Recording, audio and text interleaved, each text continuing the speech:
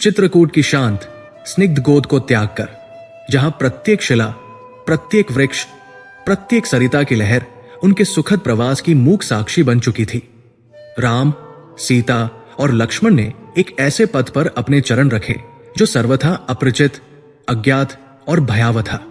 वो पथ उन्हें उस पौराणिक वन की ओर ले जा रहा था, जिसका नाम ही अंतःकरण में एक सिहरन उत्पन्न कर देता था, दंडकारण्य। ये केवल वृक्षों और लताओं का सघन जमघट मात्र नहीं था। ये एक ऐसा रहस्यमयी लोक था जहां प्रकृति अपने आदिम, अनियंत्रित और प्रलयंकारी स्वरूप में विद्यमान थी। यहां के वृक्ष आकाश को चूमने की स्पर्धा में इतने ऊंचे उठ गए थे कि सूर्य की किरणें भी धरती तक पहुंचने के लिए संघर्ष करती प्रतीत होती थी, जिससे दिन में भी एक स्थायी रहस्यमयी धुंधल का छाया रहता था। वायु में एक अजीब सी भारीपन और नमी थी जो हर सांस के साथ फेफड़ों में प्रवेश कर एक अनकहे भय का संचार करती थी। यहां की शांति भी छलिया थी। वो किसी तपस्वी के ध्यान की शांति नहीं, अपितु एक शिकारी के आक्रमण से पूर्व की शांति थी, जिसमें प्रत्येक क्षण किसी अज्ञात संकट के विस्फोट की आशंका छिपी रहती थी। लक्ष्मण, जो अपने भ्राता और भाभी के प्रति अपने कर्तव्य में सदैव सजग और तत्पर रहते थे, इस नए परिवेश में और भी अधिक सतर्क हो गए थे। उनकी दृष्टि बाज की भांति चारों ओर घूम रही थी। उनके कान किसी भी अस्वाभाविक ध्वनि को पकड़ने के लिए उद्यत थे और उनका हाथ सहज ही अपनी पीठ पर बंधे तरकश और धनुष पर चला जाता था। वे राम और सीता के आगे आगे चल रहे थे, अपने शरीर से एक अभेद्य कवच का निर्माण करते हुए, ताकि कोई भी संकट उन तक पहुंचने से पहले उनसे होकर गुजरे। उनके चौड़े और बलिष्ठ कंधों पर केवल धनुष और तरकश का भार नहीं था, अपितु अपने प्रियजनों की सुरक्षा का असीम और पवित्र भार भी था, जिसे वे अपने प्राणों से भी अधिक मूल्यवान समझते थे। उनके लिए ये यात्रा केवल एक भौगोलिक दूरी तय करना नहीं, अपितु अपने संकल्प और अपनी निष्ठा की एक कठोर परीक्षा थी। उनके पीछे मर्यादा पुरुषोत्तम राम चल रहे थे, जिनका मुखमंडल सदैव की भांति शांत और अविचल था, परंतु उनकी आंखों में एक गहरी गंभीरता और चिंतन की छाया स्पष्ट पढ़ी जा सकती थी। वे केवल पथ के कांटों और पत्थरों को नहीं देख रहे थे, अपितु आने वाले भविष्य की अनिश्चितताओं को भी भांप रहे थे। उन्होंने चित्रकूट को केवल इसलिए नहीं त्यागा था कि भरत का आगमन उन्हें असहज कर रहा था। उन्होंने ये निर्णय इसलिए लिया था क्योंकि वे जानते थे कि उनकी नियति में केवल एक शांत तपस्वी का जीवन व्यतीत करना नहीं लिखा है। उन्हें ये आभास था कि ये वन, ये दंडकारण्य उनके जीवन के एक नए और निर्णायक अध्याय की प्रस्तावना है। यहां उन्हें केवल ऋषियों और मुनियों का सान्निध्य ही प्राप्त नहीं होगा, अपितु उन आसुरी शक्तियों से भी उनका सामना होगा जो इस पवित्र भूमि को अपने अत्याचारों से आतंकित किए हुए थी। राम का प्रत्येक पग केवल आगे की ओर एक भौतिक गति नहीं थी, अपितु धर्म की स्थापना और अधर्म के विनाश की दिशा में एक दृढ़ संकल्पित कदम था। वे जानते थे कि इस वन का कण-कण, यहां का प्रत्येक जीव उनसे न्याय और संरक्षण की अपेक्षा कर रहा है, और वे इस अपेक्षा को पूर्ण करने के लिए ही इस दुर्गम पथ पर अग्रसर हुए थे। और उन दोनों के मध्य में सीता चल रही थी, जो अपनी कोमलता और सौम्यता में भी एक अद्वितीय साहस और दृढ़ता का परिचय दे रही थी। अयोध्या के राजमहलों के वैभव और विलास में पले बढ़ी जनक नंदिनी के लिए यह परिवेश सर्वथा नया और चुनौतीपूर्ण था। यहां की कंटीली झाड़ियां उनके वल्कल वस्त्रों में उलझ जाती थी, नुकीले पत्थर उनके कोमल चरणों को पीड़ा पहुंचाते थे, और अज्ञात जीवों की विचित्र ध्वनियां उनके हृदय में एक क्षणिक भय का संचार कर जाती थी। परंतु उनके मुख पर पीड़ा या क्लांति का कोई चिन्ह नहीं था। उनके लिए अपने पति के साथ बिताया गया प्रत्येक क्षण अयोध्या के संपूर्ण ऐश्वर्य से भी बढ़कर था। जब भी कोई भयावह ध्वनि सुनाई देती या कोई विशाल विकराल वृक्ष उनके मार्ग में बाधा उत्पन्न करता, तो वे केवल एक बार राम के शांत और आश्वस्त मुखमंडल को देख लेती और उनका सारा भय, सारी आशंकाएं निर्मूल हो जाती थी। उन्हें अपने पति के पराक्रम और उनकी धर्मनिष्ठा पर अटूट विश्वास था। वे जानती थी कि जब तक राम का हाथ उनके हाथ में है, तब तक संसार की कोई भी शक्ति उनका अनिष्ट नहीं कर सकती। उनकी उपस्थिति केवल एक पत्नी की उपस्थिति नहीं थी, अपितु एक ऐसी शक्ति की उपस्थिति थी जो राम और लक्ष्मण को उनके कर्तव्य पथ पर अडिग रहने की प्रेरणा प्रदान करती थी। सीता का धैर्य, उनका प्रेम और उनका समर्पण इस कठिन यात्रा में उस ध्रुव तारे के समान था जो घने अंधकार में भी नाविक को उसका मार्ग दिखाता है। जैसे जैसे वे वन की गहराइयों में उतरते जा रहे थे, वैसे वैसे वन का स्वरूप और भी भयावह और रहस्यमयी होता जा रहा था। वृक्षों की सघनता इतनी बढ़ गई थी कि आकाश का दिखना लगभग बंद हो गया था। चारों ओर एक विचित्र अपार्थिव सा प्रकाश फैला हुआ था, जिसमें आकृतियां स्पष्ट नहीं दिखती थी और प्रत्येक छाया किसी मायावी जीव का भ्रम उत्पन्न करती थी। पत्तों की सरसराहट अब केवल हवा का संगीत नहीं लगती थी, अपितु ऐसा प्रतीत होता था मानो कोई अदृश्य प्राणी उन पर दृष्टि रखे हुए है और उनके पीछे पीछे चल रहा है। दूर कहीं से किसी हिंसक पशु की दहाड़ सुनाई देती, जो इस निस्तब्धता को चीरकर उनके हृदयों में कंपकंपी उत्पन्न कर देती। कभी कभी उन्हें ऐसा आभास होता कि वृक्षों के पीछे से कोई उन्हें घूर रहा है, कोई है जो उनकी प्रत्येक गतिविधि पर नजर रखे हुए है। ये वन केवल प्राकृतिक संकटों का घर नहीं था, यहाँ के वातावरण में एक मायावी और आसुरी प्रभाव भी व्याप्त था, जिसे वे तीनों अपनी अंतर चेतना से अनुभव कर सकते थे। उनकी यात्रा का एक ही लक्ष्य था, महर्षि अत्रि के आश्रम तक पहुंचना। उन्होंने चित्रकूट में अन्य ऋषियों से महर्षि अत्रि की विद्वत्ता, उनकी तपस्या और उनकी सिद्धियों के विषय में बहुत कुछ सुन रखा था।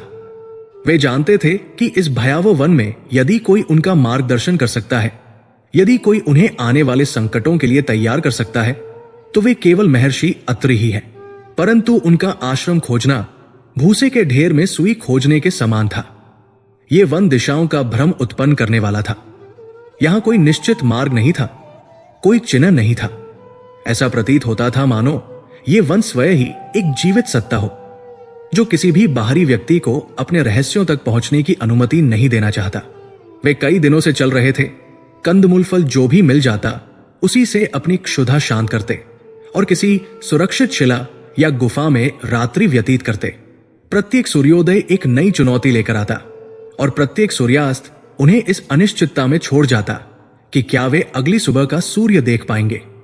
इस यात्रा ने उनके धैर्य और उनके संकल्प की कठोरतम परीक्षा ली। कई बार ऐसे क्षण आए जब निराशा के काले बादल उनके मनन मस्तिष्क पर छाने लगे। लक्ष्मण, जो स्वभाव से थोड़े उग्र थे, कभी कभी इस वन की मायावी प्रकृति पर क्रोधित हो उठते। वे कहते, भ्राताश्री, ये कैसा वन है? यहां न तो कोई मार्ग है, न कोई गंतव्य। ऐसा प्रतीत होता है कि हम एक अंतहीन चक्र में फंस गए हैं। क्या हमें कभी महर्षि अत्रि का आश्रम मिलेगा भी या नहीं?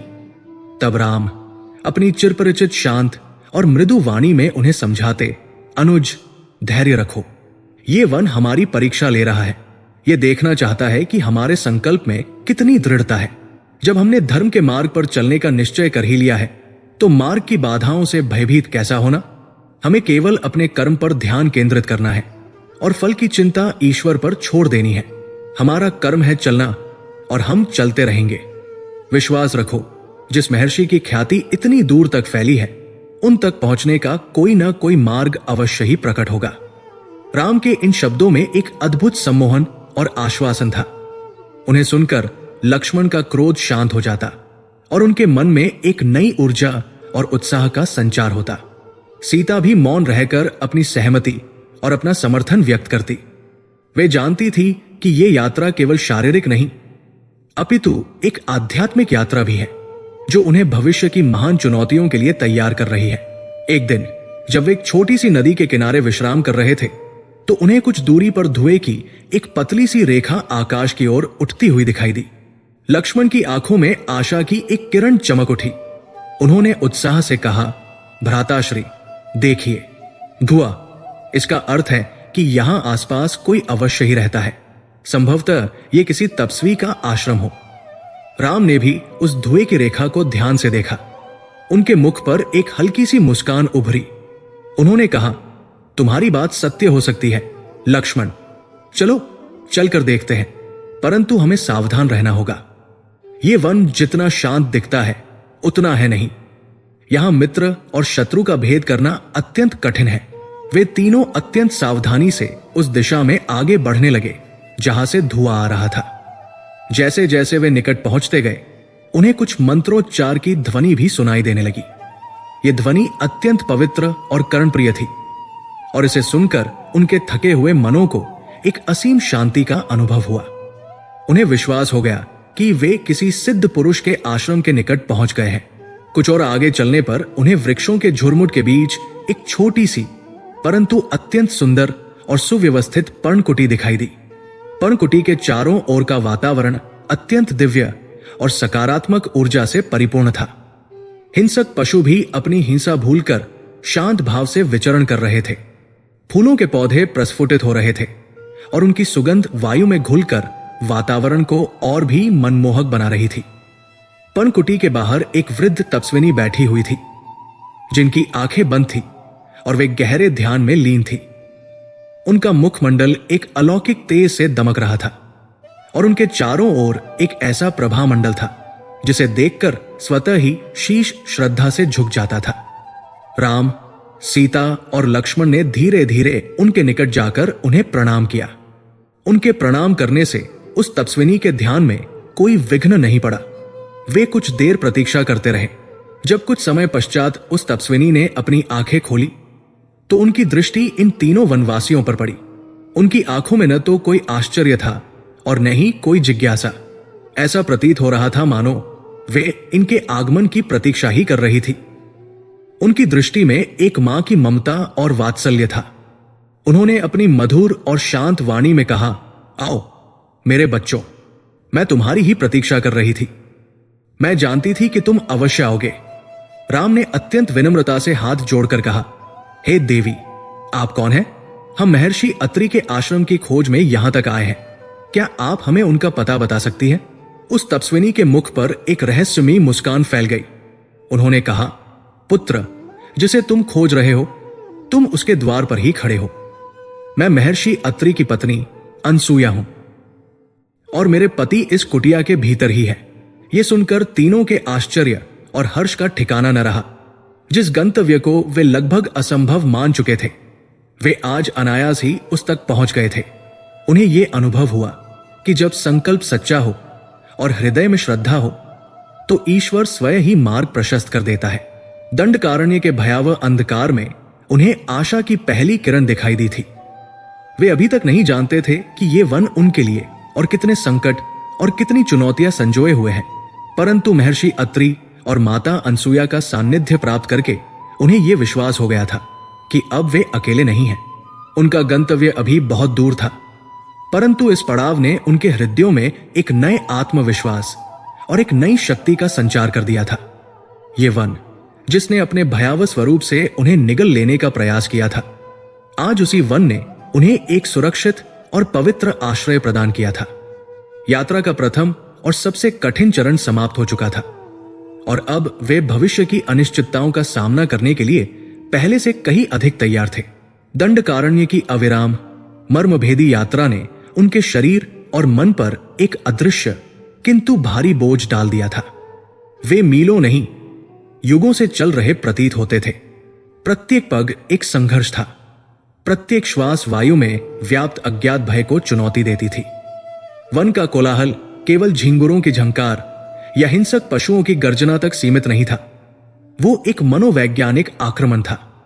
वृक्षों की ओट से घूरती सहस्रों अदृश्य आंखें, पत्तों की सरसराहट में छिपे षड्यंत्रकारी वार्तालाप और वायु में घुली वो सड़ांध जो मृत्यु और माया का संयुक्त संकेत थी। ये सब मिलकर एक ऐसा वातावरण रचते थे जो दृढ़ से दृढ़ मन को भी विचलित कर दे। राम का अविचल धैर्य, लक्ष्मण की सजग क्रूरता और सीता की मौन दृढ़ता ही वो त्रिशक्ति थी जिसने उन्हें अब तक इस आसुरी भूल भुलैया में मार्ग भ्रष्ट होने से बचा रखा था। वे महर्षि अत्रि की खोज में थे, एक ऐसे नाम की खोज में जो इस अंधकार के महासागर में ध्रुव तारे के समान था। और फिर सहसा सब कुछ परिवर्तित हो गया। यह कोई क्रमिक परिवर्तन नहीं था। ऐसा नहीं हुआ कि वृक्षों की सघनता धीरे धीरे कम हुई हो या हिंसक ध्वनियां मंद पड़ी हो। यह एक आकस्मिक, पूर्ण और स्तब्ध कर देने वाला विराम था। एक क्षण पूर्व वे उस घने दम घोंटू अंधकार में पसीने से लथपथ थे। कानों में वही भयावह कोलाहल गूंज रहा था और अगले ही क्षण जैसे उन्होंने किसी अदृश्य दहरी को पार किया हो। सब कुछ शांत हो गया। लक्ष्मण, जो पथ का निर्माण करते हुए सबसे आगे चल रहे थे, अकस्मात रुक गए। उनका दाहिना हाथ, जो सहज ही अपने धनुष की प्रत्यंचा पर था, वही जम गया। उन्होंने अपनी पीठ पर तरकश के भार को पुनः व्यवस्थित किया, मानो ये सुनिश्चित कर रहे हो कि वे स्वप्न में नहीं हैं। उन्होंने पीछे मुड़कर राम की ओर देखा। उनकी आंखों में युद्ध की तत्परता नहीं, अपितु एक गहरा अवर्णनीय विस्मय था। भ्राताश्री, उनकी ध्वनि में एक हल्की सी कंपकंपी थी। ये क्या है? वन कहा गया। राम ने एक पग आगे बढ़ाया और लक्ष्मण के कंधे पर हाथ रखा। वे भी उस परिवर्तन को अनुभव कर रहे थे जिस भूमि पर उन्होंने अभी अभी पग रखा था। वो कोमल दूर्वा घास से ढकी थी, जबकि एक पग पीछे कंटीली झाड़ियां और नुकीले पत्थर थे। यहां की वायु शुष्क, पवित्र और एक दिव्य सुगंध से भरी थी। यज्ञ के धूम्र, समिधा और पिघले हुए घृत की वो गंध जो संस्कारों को शुद्ध कर देती है। दंडकारण्य का वो भारीपन, वो नमी, वो मृत्यु की गंध, जैसे किसी अदृश्य दीवार से टकराकर वही रुक गई हो। उन्होंने ऊपर देखा।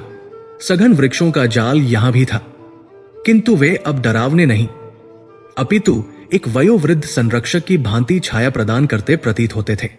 सूर्य की किरणें, जो अब तक छन कर भी नहीं आ पा रही थी, यहां एक कोमल स्वर्णिम प्रकाश के रूप में बरस रही थी। सीता ने एक गहरी श्वास ली और दशकों बाद खुली हवा में सांस लेने जैसी अनुभूति उनके सर्वांग में फैल गई। वो अनकहा तनाव जिसने उनके कंधों को झुका रखा था, वो निरंतर सतर्कता जिसने उनके मन को जकड़ रखा था, वो सब एक पल में विलीन हो गया। उन्होंने राम की ओर देखा और उनकी आंखों में कृतज्ञता के आंसू छलक आए। ये माया नहीं है लक्ष्मण, राम की वाणी में एक गहरी श्रद्धा और संतोष का भाव था। ये सत्य है, ये वो शक्ति है जिसके सम्मुख माया टिक नहीं सकती। ये तपोबल है। हम महर्षि अत्रि के आश्रम पहुंच गए हैं। ये आश्रम किसी लौकिक दुर्ग, किले की भांति ईंटों, प्रस्तरों या काष्ठ से नहीं बना था। इसका निर्माण संकल्प की उन ईंटों से हुआ था जिन्हें दशकों की साधना, मंत्रोच्चार की शक्ति और आत्मसंयम के वज्रलेप से जोड़ा गया था। ये तपोबल का एक अभेद्य चक्र था। लक्ष्मण, जो एक योद्धा थे, इस अदृश्य सुरक्षा चक्र की संरचना को अपनी इंद्रियों से अनुभव कर सकते थे। उन्हें यह आभास हो रहा था कि यदि कोई असुर, कोई राक्षस या कोई भी दुरात्मा इस सीमा को लांघने का प्रयास करती, तो वो इस पवित्र ऊर्जा के ताप से तत्क्षण भस्म हो जाती। ये परिधि उन आसुरी शक्तियों के लिए सहस्त्र सूर्यों के प्रकाश से भी अधिक दाहक और अंधा कर देने वाली थी। ये एक ऐसा अभेद्य कवच था जिसे कोई शस्त्र भेद नहीं सकता था, क्योंकि इसका निर्माण ही चेतना के उस स्तर पर हुआ था जहां भौतिक शस्त्रों का कोई अस्तित्व नहीं होता। किंतु उनके लिए, जो धर्म के पथिक थे, यह सुरक्षा चक्र एक मां के आंचल के समान शीतल और स्वागत करने वाला था। वन का संपूर्ण क्लेश, संपूर्ण श्रांति जैसे इस चक्र में प्रवेश करते ही धुल गई हो। उन्हें लगा मानो उन्होंने केवल एक वन से दूसरे वन में प्रवेश नहीं किया है, अपितु एक युग से दूसरे युग में पदार्पण किया है। अधर्म के कोलाहल से धर्म की शांति में वे कुछ पग और आगे बढ़े और उन्हें एक विस्तृत प्रांगण के मध्य प्रज्वलित यज्ञ अग्नि के समक्ष एक तेजस्वी आकृति दृष्टिगोचर हुई। वे महर्षि अत्रि थे। वे आयु की गणना से परे प्रतीत होते थे। उनकी त्वचा पर समय ने अनगिनत रेखाएं अंकित की थी, किंतु उनकी रीढ़ सीधी थी। उनका आसन अडिग था। उनकी श्वेत जटाएं किसी हिमशिखर के समान उनके शीश पर सुशोभित थी और उनके नेत्र, जो अर्धनिमीलित, आधे खुले थे, इस भौतिक जगत को देखते हुए भी इसके परे किसी शाश्वत सत्य पर केंद्रित थे। उनके आगमन से महर्षि के ध्यान में कोई व्याघात नहीं पड़ा। ऐसा प्रतीत हुआ मानो वे केवल उन्हीं की प्रतीक्षा कर रहे थे। जब तीनों ने पर्णशाला के प्रांगण में प्रवेश किया, तब महर्षि अत्रि ने धीरे धीरे अपने नेत्र खोले। उनकी दृष्टि में न कोई आश्चर्य था, न कोई जिज्ञासा। उनकी दृष्टि में एक गहन शांति और स्वीकृति थी, मानो वे किसी नदी को समुद्र में मिलते हुए देख रहे हों।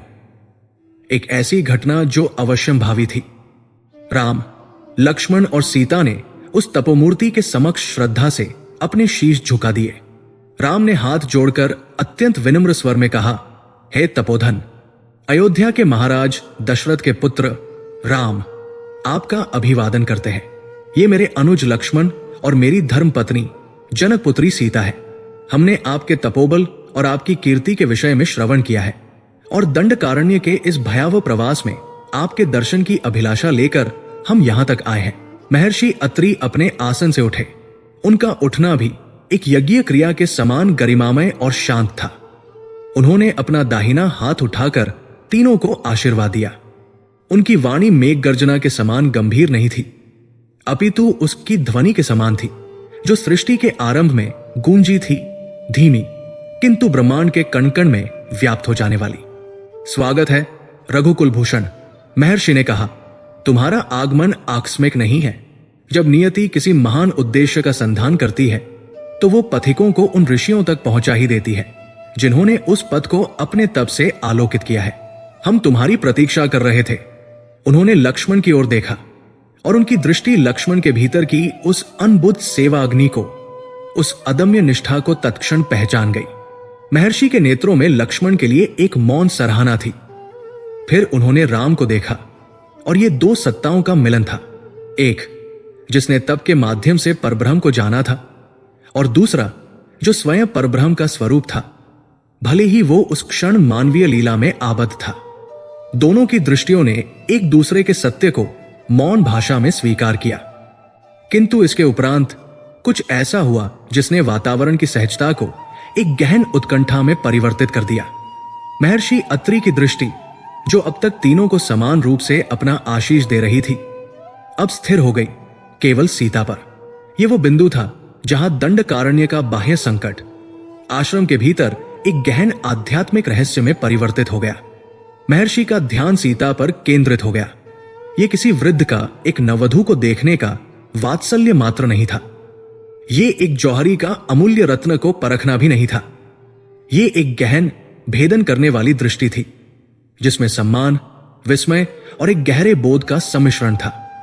वे सीता के उस बाह्य स्वरूप को नहीं देख रहे थे जो वनवास के कष्टों से किंचित म्लान हो गया था।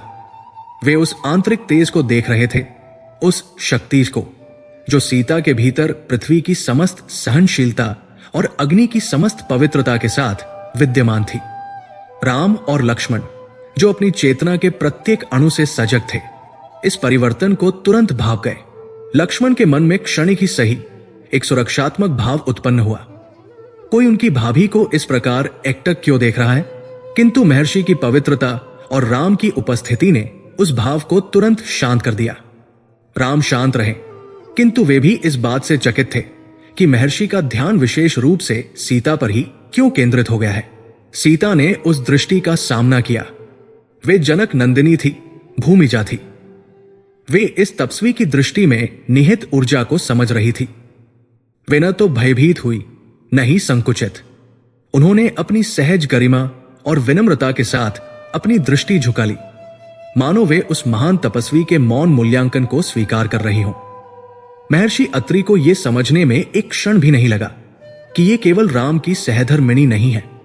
वे समझ गए कि दंडकारण्य की यह यात्रा, यह वनवास केवल राम के पराक्रम की परीक्षा नहीं है, अपितु ये सीता के धैर्य, उनकी पवित्रता और उनकी उस आंतरिक शक्ति की परीक्षा है जिसके आधार पर ही भविष्य का महान धर्म युद्ध लड़ा जाना था। वे जान गए थे कि सीता को केवल संरक्षण की नहीं, अपितु एक विशेष आध्यात्मिक संबल की आवश्यकता होगी। कुछ क्षणों के गहन मौन के पश्चात महर्षि अत्रि राम की ओर उन्मुख हुए, किंतु उनके शब्द स्पष्ट रूप से सीता के लिए थे। पुत्र राम, उन्होंने कहा, तुम और लक्ष्मण वन की यात्रा से क्लांत हो। तुम दोनों इस यज्ञ अग्नि के समीप बैठकर विश्राम करो। इस अग्नि का ताप तुम्हारी यात्रा के समस्त भौतिक और मानसिक श्रम को हर लेगा। ये एक स्पष्ट निर्देश था। राम और लक्ष्मण ने स्वीकृति में शीश झुकाया और अग्नि के समीप बिछे कुशासन पर बैठ गए। तब महर्षि ने अपना संपूर्ण ध्यान पुनः सीता पर केंद्रित किया। उनका स्वर अब और भी मृदु और भी गंभीर हो गया। पुत्री सीते, उन्होंने कहा, और उस पुत्री संबोधन में एक पिता का वात्सल्य और एक गुरु का दायित्वबोध दोनों समाहित थे। इस आश्रम में तुम्हारा आगमन केवल एक पड़ाव नहीं है, ये एक उद्देश्य है। तुम्हारे लिए एक विशेष भेंट प्रतीक्षा कर रही है। एक ऐसा कवच जो शस्त्रों से नहीं अपितु संस्कारों से प्राप्त होता है। उन्होंने आश्रम के भीतर वृक्षों के एक सघन कुंज की ओर संकेत किया, जहां से एक और भी पवित्र और शांत ऊर्जा का प्रवाह रहा था। तुम मेरी भार्या से भेंट करने जाओ, वे तुमसे मिलने की प्रतीक्षा कर रही है। यह एक साधारण सा निर्देश लग सकता था, किंतु जिस प्रकार महर्षि ने मेरी भार्या शब्दों का उच्चारण किया, उसने राम और लक्ष्मण को भी पुनः देखने पर विवश कर दिया। महर्षि अत्रि, जो स्वयं तप के पर्याय थे, जो त्रिकालदर्शी थे, उनकी वाणी में अपनी पत्नी का उल्लेख करते समय केवल पति का स्नेह नहीं था, उसमें एक अगाध, एक असीम आदर और श्रद्धा का भाव था। ये एक सिद्ध योगी का स्वयं से भी महान किसी सत्ता के प्रति सम्मान था। राम के मन में प्रश्न उठा, ऐसी कौन है वे देवी जिनके नाम मात्र से महर्षि के नेत्रों में इतना आदर है? लक्ष्मण चकित थे, भ्राताश्री और मुझे यहां रोककर भाभी को एकाकी क्यों भेजा जा रहा है? इस अभेद्य आश्रम में भी ऐसा कौन सा रहस्य है? महर्षि अत्रि ने मानो उनके अनकहे प्रश्नों को पढ़ लिया हो। उन्होंने सीता की ओर देखते हुए कहा, पुत्री, तुम जिनसे मिलने जा रही हो वे केवल मेरी पत्नी नहीं है, वे अनसुया है। उन्होंने अनसुया नाम पर विशेष बल दिया। अनसूया अर्थात जो असूया, ईर्ष्या, द्वेष से सर्वथा परे है। वो नाम स्वयं में एक सिद्धि था। महर्षि के कहने का भाव स्पष्ट था। वे एक ऐसी तपस्विनी से मिलने जा रही थी जिनकी ख्याति और जिनका तपोबल स्वयं महर्षि अत्रि के समकक्ष या शायद उनसे भी कहीं अधिक था। उत्कंठा का धरातल अब पूर्णतः परिवर्तित हो चुका था। दंडकारण्य के राक्षसों का भय समाप्त हो गया था, किंतु आश्रम के भीतर एक गहन आध्यात्मिक रहस्य का पर्दा उठ गया था। यह स्पष्ट था कि राम और लक्ष्मण को यहां केवल विश्राम मिलना था, किंतु सीता को यहां कुछ ऐसा प्राप्त होने वाला था जिसकी आवश्यकता उन्हें भविष्य के उस अंधकारमय अध्याय में पढ़ने वाली थी, जिसकी कल्पना भी उन्होंने अभी तक नहीं की थी। सीता ने राम की ओर देखा। राम ने अपनी दृष्टि से उन्हें जाने की मौन स्वीकृति और आश्वासन दिया। वे जानते थे कि महर्षि अत्रि का कोई भी निर्णय अकारण नहीं हो सकता। सीता ने एक बार पुनः तीनों को प्रणाम किया और उस पथ पर अकेली चल पड़ी जो उन्हें उस रहस्यमयी कुंज की ओर ले जा रहा था, जहां वे देवी अनसुया प्रतीक्षा कर रही थी, जिनके नाम मात्र ने इस तपोभूमि के वातावरण को और भी रहस्यपूर्ण और उत्कंठापूर्ण बना दिया था। महर्षि अत्रि के निर्देश में एक अव्यक्त आदेश और एक गहन रहस्य दोनों समाहित थे। सीता ने जब उस कुंज की ओर पग बढ़ाए जहां देवी अनसुया निवास करती थी, तो उन्होंने अनुभव किया कि वे केवल कुछ गज की दूरी तय नहीं कर रही है, अपितु एक भिन्न लोक में प्रवेश कर रही है। यह आश्रम के भीतर एक और आश्रम था, शांति के महासागर के भीतर स्थित और भी गहन शांति का एक द्वीप। यहां की वायु और भी अधिक स्पंदनशील और पवित्र थी। वृक्ष भी यहां ध्यानस्थ प्रतीत होते थे। उनकी शाखाएं ऊपर की ओर नहीं अपितु श्रद्धा में झुकी हुई थी। पुष्प अपनी सुगंध को बिखेर नहीं रहे थे, अपितु उसे अपनी पंखुड़ियों में संजोकर किसी आराध्य के चरणों में अर्पित करने हेतु प्रतीक्षा कर रहे थे।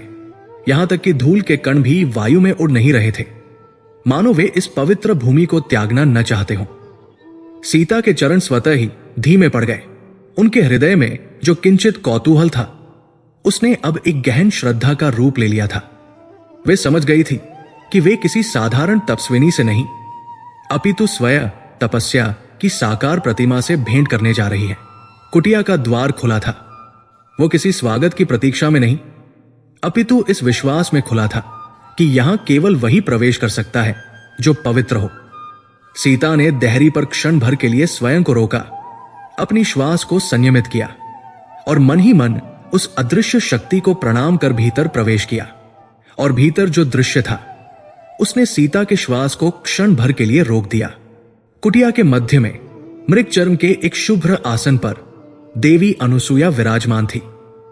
उन्हें वृद्ध कहना समय का अपमान होता।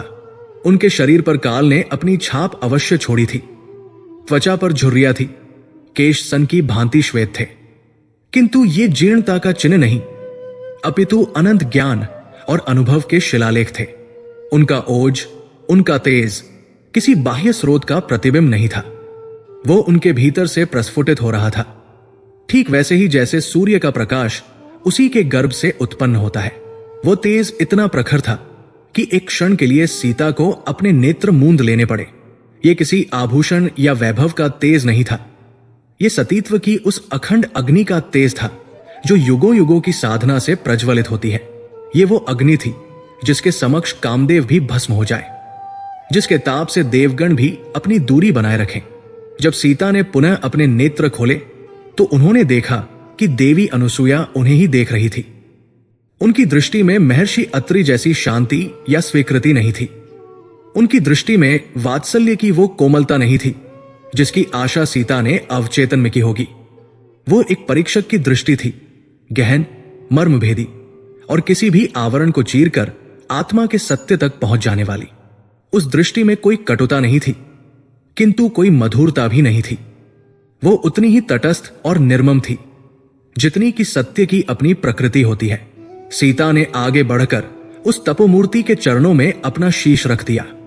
यह केवल एक औपचारिक प्रणाम नहीं था, ये एक समर्पण था, एक मौन स्वीकृति कि वे इस परीक्षा के लिए प्रस्तुत है। आयुष्मती भव, एक ध्वनि कुटिया की शांति में गूंजी। वो ध्वनि अनुसूया के कंठ से आई थी, किंतु उसमें किसी भी प्रकार की भावना का लेश मात्र भी नहीं था। वो आशीर्वाद से अधिक एक तथ्य का कथन प्रतीत हो रहा था।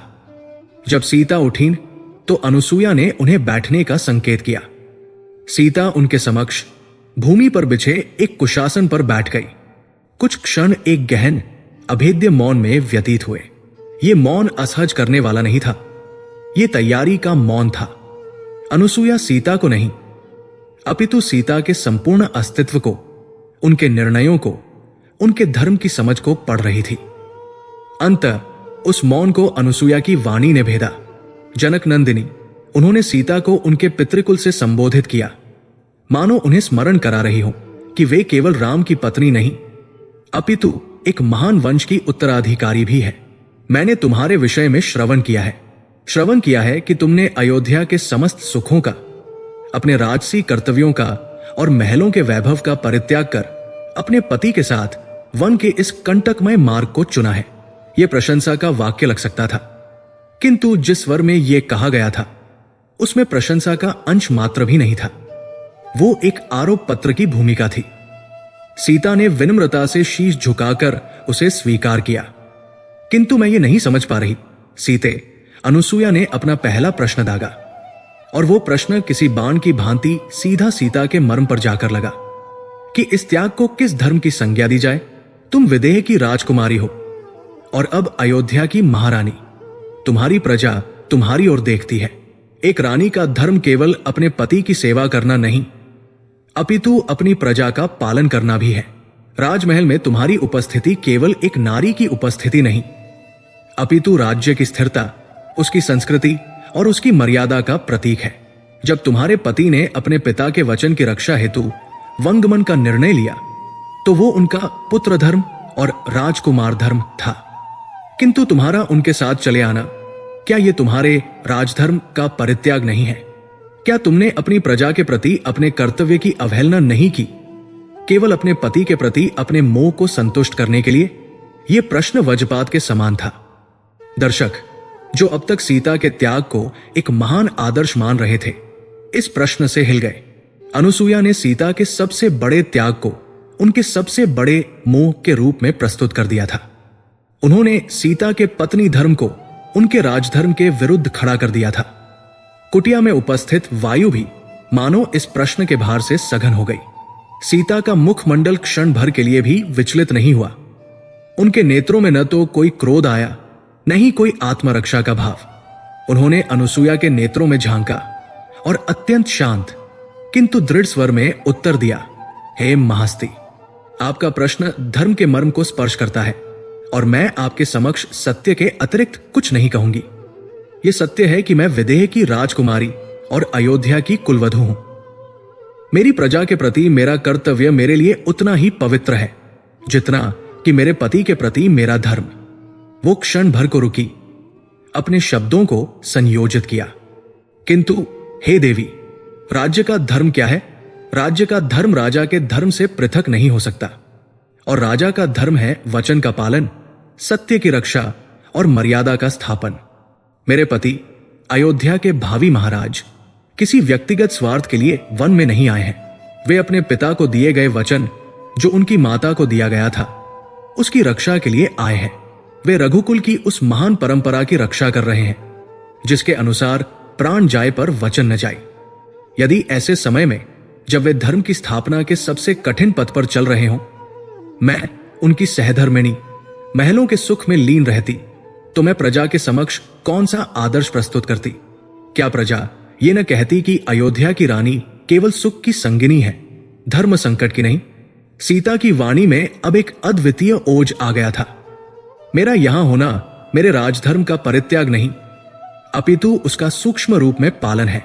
हे देवी, मैं यहां रहकर अयोध्या की प्रजा को यह संदेश दे रही हूं कि राजपरिवार के लिए कर्तव्य और वचन का मूल्य राज सिंहासन के सुख से कहीं अधिक है। मेरी उपस्थिति मेरे पति के त्याग को पूर्णता प्रदान करती है। यह सिद्ध करती है कि उनका निर्णय एकाकी नहीं, अपितु अयोध्या के राजपरिवार का सम्मिलित निर्णय है। मैं यहां एक पत्नी के मोह में नहीं, अपितु एक रानी के उस गहनतम कर्तव्य का पालन करने आई हूं, जो है राजा के धर्म को संबल प्रदान करना, चाहे वो धर्म सिंहासन पर बैठकर निभाया जाए या वन के कांटों पर चलकर। सीता का उत्तर सुनकर अनुसुईया के मुख के भावों में कोई परिवर्तन नहीं आया, किंतु उनके नेत्रों की गहनता किंचित और बढ़ गई। उन्होंने सीता के तर्क को काटा नहीं, अपितु एक और अधिक मर्मभेदी प्रश्न प्रस्तुत किया। मान लिया विदेही, उन्होंने कहा कि तुम्हारा तर्क तुम्हारे राजधर्म को सिद्ध करता है, किंतु अब हम पत्नी धर्म के उस स्वरूप पर आते हैं जिसका निर्वाह करने तुम यहां आए हो। एक पत्नी का धर्म है पति के धर्म पालन में सहायक होना, न कि बाधक। तुम्हारे पति ने 14 वर्षों के लिए एक तपस्वी का जीवन अंगीकार किया है। तपस्वी का धर्म है इंद्रियों पर संयम, संसार के सुखों से विरक्ति और समस्त कामनाओं का त्याग। तुम जो स्वयं सौंदर्य की प्रतिमूर्ति हो, जो गृहस्थ सुख का केंद्र हो, तुम्हारी उपस्थिति क्या उनके इस तपस्वी धर्म में एक बाधा नहीं है? एक साधक जब साधना के पथ पर चलता है तो वो स्त्री के साहचर्य का त्याग करता है, क्योंकि वह माया का सबसे प्रबल स्वरूप है। तुम्हारा उनके साथ रहना, उनकी सेवा करना, उनके लिए भोजन बनाना, ये सब गृहस्थ धर्म के अंग हैं, तपस्वी धर्म के नहीं। क्या तुमने कभी यह सोचा कि तुम्हारा प्रेम, तुम्हारा साहचर्य अनजाने में ही उनके संकल्प को शिथिल कर सकता है? क्या तुम यहां उनके धर्म में सहायता करने आई हो, अथवा अपने उस अधिकार को जताने जो एक पत्नी का अपने पति पर होता है? यह दूसरा प्रहार पहले से भी अधिक घातक था। अनुसुईया ने सीता के प्रेम और उनकी सेवा को ही राम की तपस्या में सबसे बड़ी बाधा बता दिया था। उन्होंने सीता के सतीत्व को ही उनके पति के वैराग्य के मार्ग में एक प्रलोभन के रूप में चित्रित कर दिया था। यह एक ऐसा संशय था जिसका उत्तर देना लगभग असंभव था। किसी भी साधारण स्त्री का मस्तक इस आरोप से झुक जाता, उसकी आंखों से आंसू बन निकलते, किंतु सीता साधारण स्त्री नहीं थी।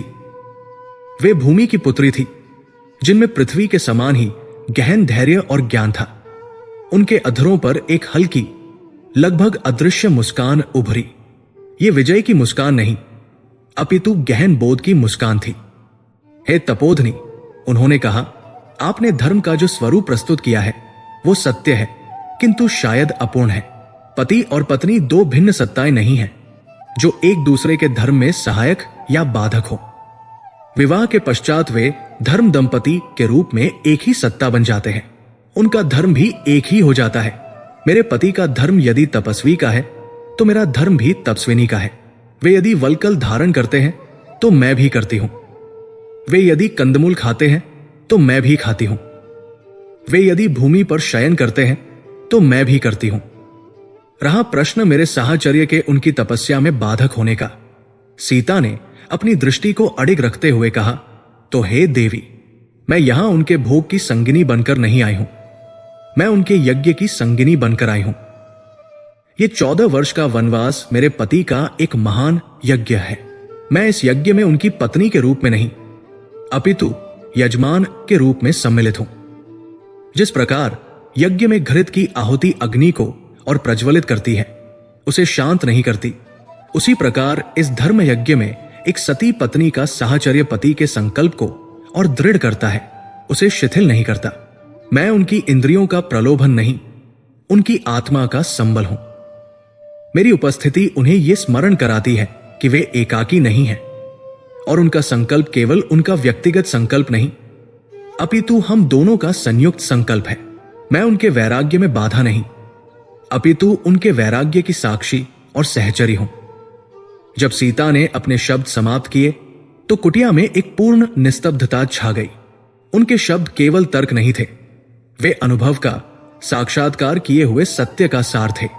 उन्होंने अनुसूया के संशयों के दुर्ग को केवल तोड़ा नहीं था, अपितु उसे ज्ञान के प्रकाश से आलोकित कर दिया था। और तब पहली बार देवी अनुसूया के मुख के भाव परिवर्तित हुए।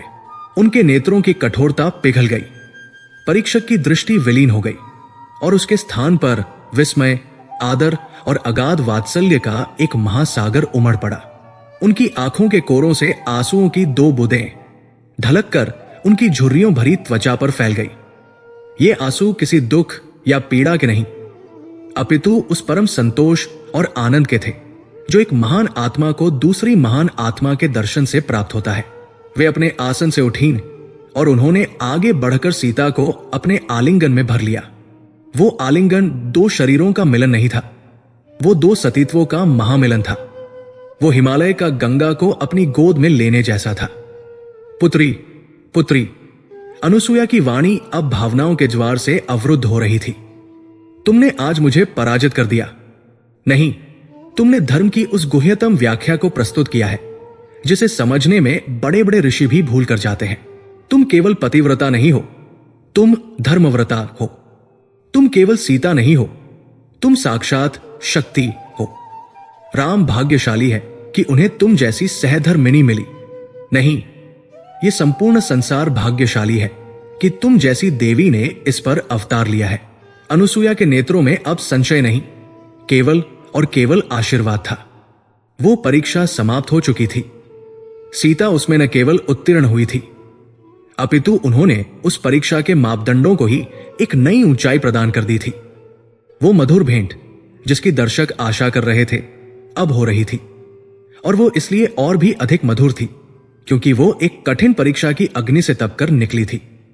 2 सतीत्वों के इस महामिलन ने दंडकारण्य के उस पवित्र कोने को एक ऐसे दिव्य प्रकाश से भर दिया जो युगों युगों तक नारी धर्म, पत्नी धर्म और राजधर्म का पथ प्रदर्शन करने वाला था। सीता के उत्तरों ने उस कुटिया की संपूर्ण ऊर्जा को परिवर्तित कर दिया था। देवी अनुसूया के नेत्रों में जो परीक्षा की कठोरता थी, जो एक परीक्षक की तटस्थता थी, वो उस प्रस्तर की भांति पिघल गई जिस पर सहस्रों वर्षों बाद गंगा की पहली धारा ने स्पर्श किया हो। वो तेज जो क्षण भर पूर्व तक सूर्य के मध्याह्न के समान प्रखर और भेदन करने वाला था, अब शरद पूर्णिमा के चंद्रमा के समान शीतल, स्निग्ध और वात्सल्यपूर्ण हो गया। वो आलिंगन जिसमें 2 सतीत्वों का महामिलन हुआ था केवल एक शारीरिक क्रिया नहीं थी, वो एक आध्यात्मिक शक्तिपात था। अनुसूया ने सीता के मस्तक को अपने वक्ष से लगाकर मानो अपने युगों के तप का, अपने सतीत्व के बल का और अपने ज्ञान के सार का एक अंश चुपचाप सीता के अंतःकरण में स्थापित कर दिया हो। परीक्षा का काल समाप्त हो चुका था, अब दीक्षा का क्षण आरंभ हुआ। अनुसूया ने सीता का हाथ पकड़ा और उस स्पर्श में एक मां की कोमलता और एक गुरु की दृढ़ता का अद्भुत सम्मिश्रण था। वे उन्हें कुटिया के एक और भी शांत कोने में ले गई जहां केवल एक कुशासन बिछा था और वायु में दिव्य औषधियों की सुगंध व्याप्त थी। उन्होंने सीता को अपने सम्मुख बिठाया, ठीक वैसे ही जैसे कोई सिद्ध गुरु अपने योग्यतम शिष्य को उस गुह्य ज्ञान को प्रदान करने के लिए बिठाता है जिसे धारण करने की पात्रता उस शिष्य ने अभी अभी सिद्ध की हो। पुत्री, अनुसूया की वाणी में अब वही गहनता थी, किंतु उसकी कठोरता के स्थान पर करुणा ने ले ली थी। तुमने जो कहा वो अक्षरशः सत्य है। तुमने धर्म के उस मर्म को छुआ है जिसे समझने में संसार की अधिकांश स्त्रियां भूल कर जाती हैं। वे पत्नी धर्म को पति सेवा का पर्याय मान लेती हैं, किंतु वे ये नहीं समझती कि ये सेवा केवल शरीर की नहीं अपितु आत्मा और संकल्प की होती है। तुमने ये सिद्ध किया कि तुम राम की छाया नहीं अपितु उनका संबल हो। तुम उनके भोग की वस्तु नहीं अपितु उनके यज्ञ की पूर्णाहुति हो। मैं तुमसे संतुष्ट हूं। नहीं, मैं तुम्हें पाकर धन्य हुई हूं। सीता ने केवल विनम्रता से अपने नेत्र झुका लिए। वे जानती थी कि प्रशंसा का यह क्षण उस परीक्षा से भी अधिक महत्वपूर्ण था। देवी अनुसूया के नेत्र क्षण भर के लिए शून्य में स्थिर हो गए, मानो वे समय की बहती धारा के पार भविष्य के किसी धुंधले तट को देखने का प्रयास कर रही हों। जब उन्होंने पुनः बोलना आरंभ किया तो उनकी वाणी में एक विचित्र, लगभग भयावह शांति थी। किंतु विदेही, उन्होंने कहा, धर्म की जिस पराकाष्ठा का तुमने अभी वर्णन किया है वो धर्म का केवल एक पक्ष है। ये वो धर्म है जिसका पालन साथ रहकर किया जाता है। जब तक पति का संबल प्राप्त है, जब तक उनका मुखमंडल दृष्टि के सम्मुख है, जब तक उनकी वाणी कानों में आश्वासन घोलती रहती है, तब तक धर्म पथ पर चलना कठिन होकर भी असंभव नहीं होता। कांटों पर चलना भी उत्सव बन जाता है यदि हाथ में प्रियतम का हाथ हो। वे क्षण भर को रुकी, मानो अपने शब्दों के भार को तौल रही हो। परंतु पुत्री, सतीत्व की, पत्नी धर्म की और नारी की आंतरिक शक्ति की वास्तविक परीक्षा तब आरंभ होती है जब पति का हाथ हाथ में नहीं होता। यह वाक्य किसी साधारण परामर्श की भांति नहीं, अपितु एक घोषणा की भांति उस कुटिया में गूंजा जब पति संग न हो। इस वाक्यांश ने सीता के हृदय में एक अज्ञात सिहरन उत्पन्न कर दी। वे इसका अर्थ नहीं समझी, किंतु उनकी आत्मा ने इस ध्वनि में छिपे भविष्य के संकेत को पकड़ लिया। राम उनके संग न हो, यह कैसे संभव है? वे तो अपनी छाया को भी स्वयं से पृथक नहीं होने देने वाली थी। ये कैसी बात कह रही है महास्ति? अनुसूया ने सीता के मौन प्रश्न को पढ़ लिया। उनका स्वर और भी गहन और भी रहस्यपूर्ण हो गया। आश्चर्य मत करो पुत्री, संसार का नियम ही यही है, जो संयुक्त है वो वियुक्त होगा ही, ताकि उनके संयोग के महत्व को सिद्ध किया जा सके। सूर्य और पृथ्वी का भी वियोग होता है, जिसे हम रात्रि कहते हैं, किंतु वही रात्रि पृथ्वी को सूर्य के ताप को सहन करने की शक्ति प्रदान करती है। धर्म की परीक्षा सदैव प्रकाश में नहीं होती। धर्म की सबसे कठिन परीक्षा गहनतम अंधकार में होती है। सुनो सीते, उन्होंने अपना हाथ सीता के हाथ पर रखते हुए कहा, और उस स्पर्श से सीता को लगा मानो उनके शरीर में कोई ऊर्जा प्रवाहित हो रही हो, जो उन्हें आने वाले शब्दों को सहने के लिए तैयार कर रही हो। एक पत्नी का धर्म केवल पति के संग रहना नहीं है, अपितु तब भी अड़िग रहना है जब पति संग न हो। और ये संग न होना केवल भौतिक दूरी का नाम नहीं है। यह वो स्थिति है जब तुम अकेली हो, जब तुम्हारा रक्षक ही तुम्हारी रक्षा के लिए उपस्थित न हो, जब तुम्हारे चारों ओर धर्म नहीं अपितु अधर्म का साम्राज्य हो। तब अनुसूया की आंखें एक अलौकिक तेज से चमक उठीं। तुम्हारा विश्वास ही तुम्हारा एकमात्र शस्त्र होगा। विश्वास किस पर? इस पर नहीं कि तुम्हारे पति तुम्हें बचाने आएंगे। नहीं, यह विश्वास तो सकाम है, ये एक आशा है, एक प्रतीक्षा है। मैं उस विश्वास की बात कर रही हूं जो निष्काम है। यह विश्वास कि तुम्हारे पति जिस धर्म के प्रतीक हैं, वो धर्म शाश्वत है। यह विश्वास कि तुम जिस सत्य की प्रतिनिधि हो, वो सत्य अपराजेय है। जब शत्रु तुम्हारे सम्मुख खड़ा हो और तुम्हारे पास कोई भौतिक बल न हो, तब तुम्हारा यही विश्वास तुम्हारी ढाल बनेगा। ये वो आंतरिक अग्नि है पुत्री, जिसे कोई रावण, कोई असुर, कोई मायावी शक्ति स्पर्श नहीं कर सकती। सीता का हृदय धड़क उठा। रावण, ये नाम उन्होंने कहां से सुना? ये कौन है? किंतु अनुसूया अपने प्रवाह में थी। वे कोई साधारण उपदेश नहीं दे रही थी। वे नियति द्वारा रचित उस अध्याय को पढ़ रही थी जिसे अभी लिखा जाना शेष था। वे तुमसे कहेंगे कि तुम्हारा पति मर चुका है। अनुसूया की वाणी में एक कठोरता आई, मानो वे उस दृश्य को साक्षात देख रही हों। वे तुम्हारे सम्मुख माया के शीश प्रस्तुत करेंगे। वे तुम्हारे मन में संशय का विष घोलने का प्रयास करेंगे। वे तुम्हें यह विश्वास दिलाने का प्रयास करेंगे कि जिस धर्म के लिए तुमने इतना त्याग किया, वो धर्म ही पराजित हो चुका है। उस क्षण सीते, उस एक निर्णायक क्षण में यदि तुम्हारा विश्वास किंचित मात्र भी डगमगाया तो तुम पराजित हो जाओगी। राम की पराजय तब नहीं होगी जब वे युद्ध में गिरेंगे। राम की पराजय उस दिन होगी जिस दिन तुम्हारे हृदय में उनके धर्म के प्रति विश्वास गिर जाएगा। इसलिए अपने पातिव्रत्य को केवल एक भावना मत समझना। ये एक शक्ति है। ये संसार की सबसे अमोघ शक्ति है। ये वो कवच है जिसे कोई शस्त्र भेद नहीं सकता। जब तुम अकेली होगी, जब तुम्हारे और अधर्म के बीच कोई लक्ष्मण रेखा नहीं होगी, तब तुम्हारा यही सतीत्व तुम्हारी लक्ष्मण रेखा बनेगा। ये एक ऐसी धधकती अग्नि होगी कि कोई भी कामी, कोई भी पापी तुम्हारे शरीर को स्पर्श करने का दुस्साहस तो करेगा, किंतु तुम्हारी आत्मा की पवित्रता के तेज से वो स्वयं ही भस्म होने लगेगा। ये उपदेश अब एक स्पष्ट भविष्यवाणी का रूप ले चुका था। अनुसूया सीता को दंडकारण्य के वर्तमान संकटों के लिए नहीं, अपितु लंका के भविष्य के लिए सज्ज कर रही थी। वे सीता को बता रही थी कि उनका सबसे बड़ा युद्ध राम के साथ खड़े होकर नहीं, अपितु राम से दूर रहकर लड़ा जाना है। तुम्हारी आंतरिक शक्ति का परीक्षण तब होगा। महास्ती ने अपनी बात जारी रखी, जब वे तुम्हें प्रलोभन देंगे। वे तुम्हें वो सब कुछ देना चाहेंगे जो तुमने स्वेच्छा से त्यागा है। स्वर्ण के महल, दास दासिया, महारानी का वह पद जो तुम्हें अयोध्या में भी अभी प्राप्त नहीं हुआ है। वे कांटों के बदले पुष्पशया प्रस्तुत करेंगे। वे वल्कल के बदले दिव्यांबर देंगे। वे कंदमूल के बदले 56 भोग रखेंगे। ये परीक्षा सीते वन के राक्षसों के भय से सहस्त्र गुना अधिक भयावह होगी। भय मनुष्य को तोड़ता है, किंतु प्रलोभन मनुष्य को भ्रष्ट करता है।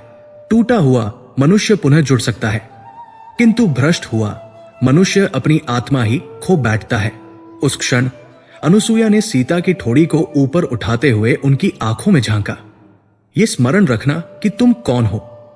तुम केवल एक अपहृता, एक विवश नारी नहीं होगी।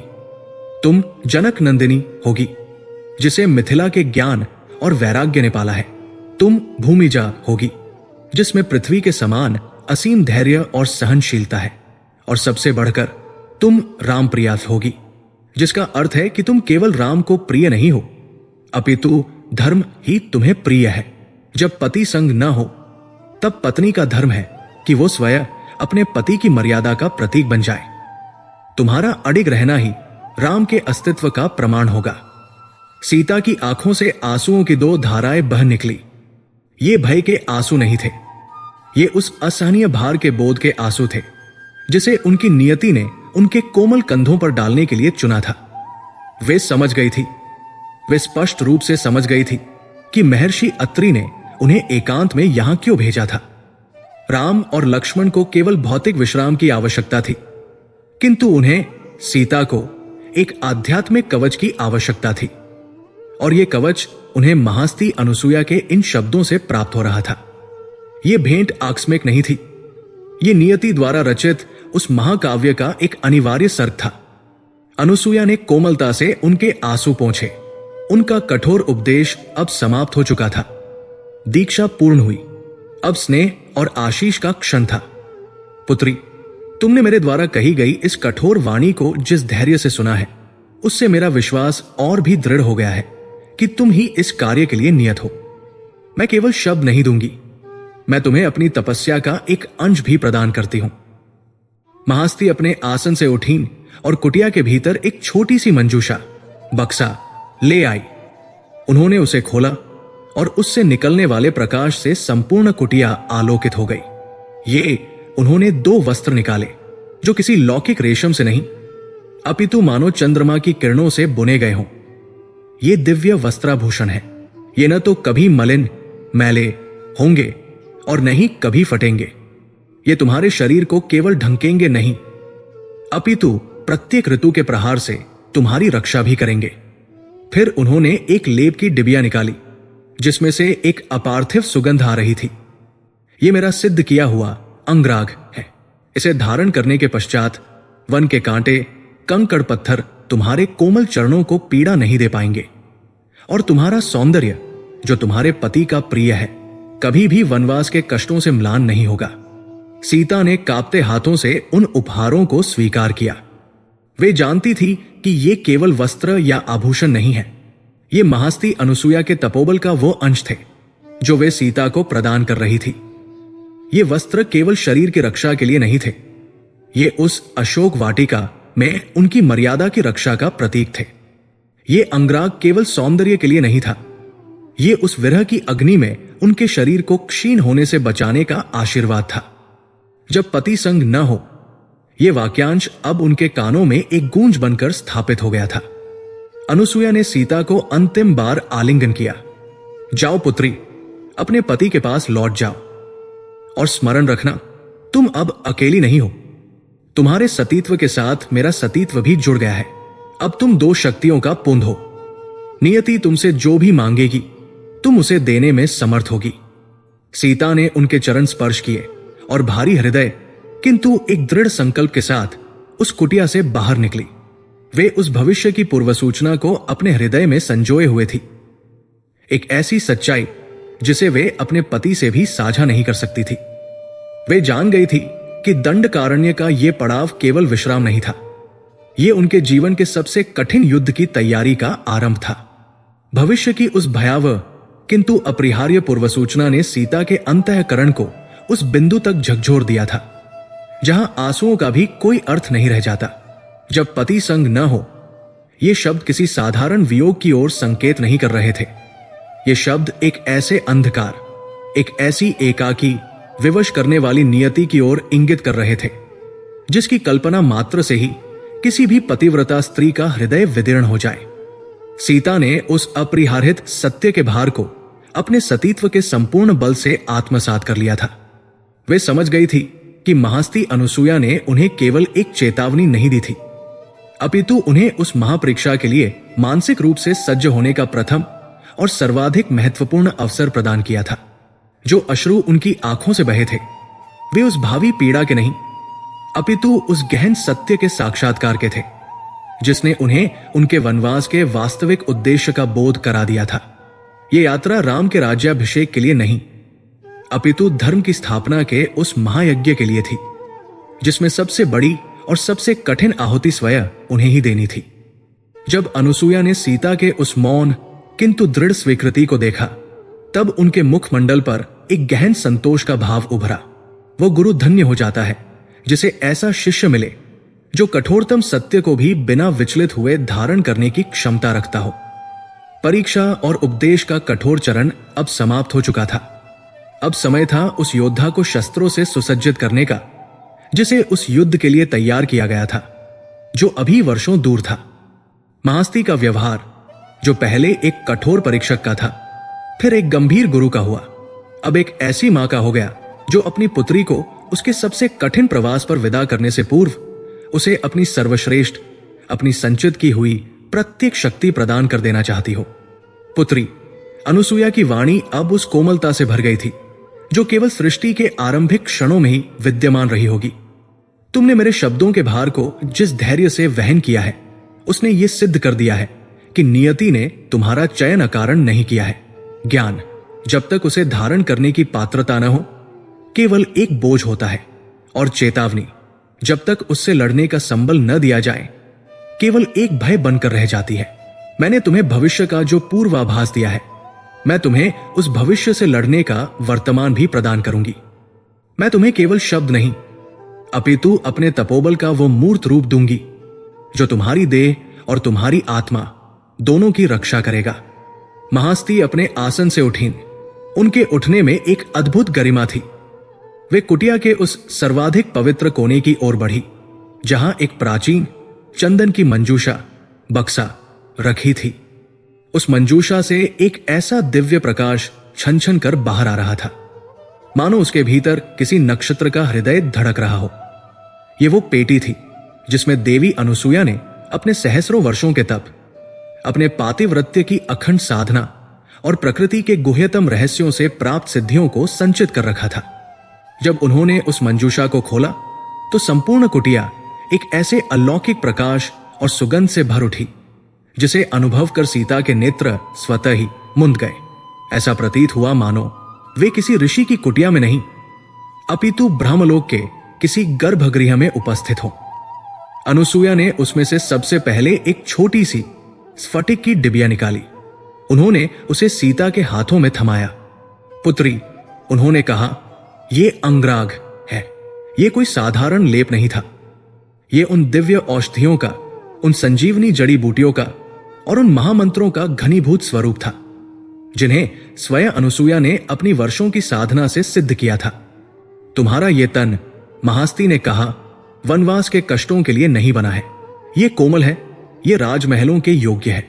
ये लेप तुम्हारे शरीर को वन की कठोर धूप, कंटीली झाड़ियों के प्रहार और रात्रि के शीत से सुरक्षित रखेगा। इसे धारण करने के पश्चात तुम्हारे कोमल चरणों को कोई कंटक भेद नहीं पाएगा और सूर्य का ताप तुम्हारे मुखमंडल के तेज को म्लान नहीं कर पाएगा। यह वरदान का बाह्य स्वरूप था, जो वनवास के लिए अत्यंत उपयोगी प्रतीत होता था, किंतु अनुसूया के शब्दों का गूढ़ अर्थ कुछ और ही था। किंतु इसका वास्तविक प्रयोजन इससे भी गहन है। विदेही, उन्होंने सीता के नेत्रों में झांकते हुए कहा, जब तुम अकेली होगी, जब तुम उस स्थान पर होगी जहां भोजन के स्थान पर केवल अश्रु और शयन के लिए केवल कंटीली भूमि होगी, जब क्रूर राक्षसियां तुम्हें दिन रात शारीरिक और मानसिक पीड़ा देकर तुम्हारे संकल्प को तोड़ने का प्रयास करेंगी, तब ये अंगराग तुम्हारे शरीर और तुम्हारी चेतना के मध्य एक अभेद्य कवच का निर्माण करेगा। यह तुम्हारी देह को क्षीण होने से रोकेगा।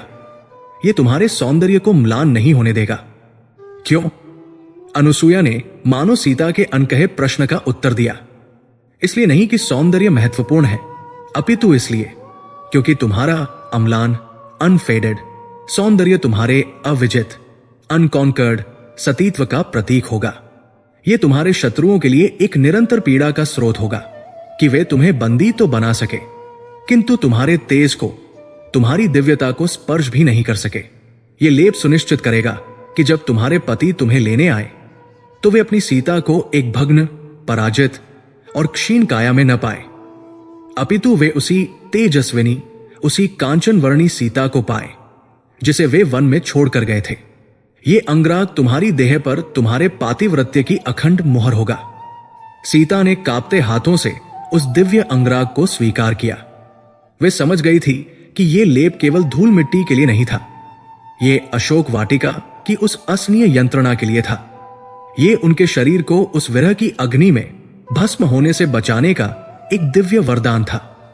तत्पश्चात अनुसूया ने मंजूषा से 2 वस्त्र निकाले। वे वस्त्र किसी लौकिक कपास या रेशम से नहीं बने थे। वे इतने सूक्ष्म थे कि मुट्ठी में समा जाए, किंतु इतने दृढ़ कि किसी शस्त्र से न कटे। उनका वर्ण ऐसा था मानो उन्हें पिघले हुए स्वर्ण और चंद्रमा की किरणों के तंतुओं से मिलाकर बुना गया हो। उनसे एक दिव्य पवित्र आभा छिटक रही थी। पुत्री, महास्ती ने उन वस्त्रों को सीता के हाथों में रखते हुए कहा, ये दिव्य वस्त्र है, ये तुम्हारे सतीत्व के अनुरूप ही है। ये कभी मलिन, मैले नहीं होंगे। इस वरदान की तात्कालिक उपयोगिता स्पष्ट थी। वनवास में जहां वस्त्रों को धोना और बदलना एक नित्य की चुनौती थी, यह वरदान एक महान सुविधा थी। किंतु महास्ती के नेत्र कह रहे थे कि इसका प्रयोजन इतना सीमित नहीं हो सकता। हां विदेही, अनुसूया ने उस गूढ़ अर्थ को स्पष्ट किया। यह सत्य है कि वन की धूल और पंख, कीचड़ इन वस्त्रों को स्पर्श नहीं कर पाएंगे, किंतु इनका वास्तविक सामर्थ्य तब प्रकट होगा जब तुम अधर्म के साम्राज्य में होगी। मलिन न होना केवल दैहिक स्वच्छता का प्रतीक नहीं है पुत्री, ये चारित्रिक पवित्रता का भी प्रतीक है।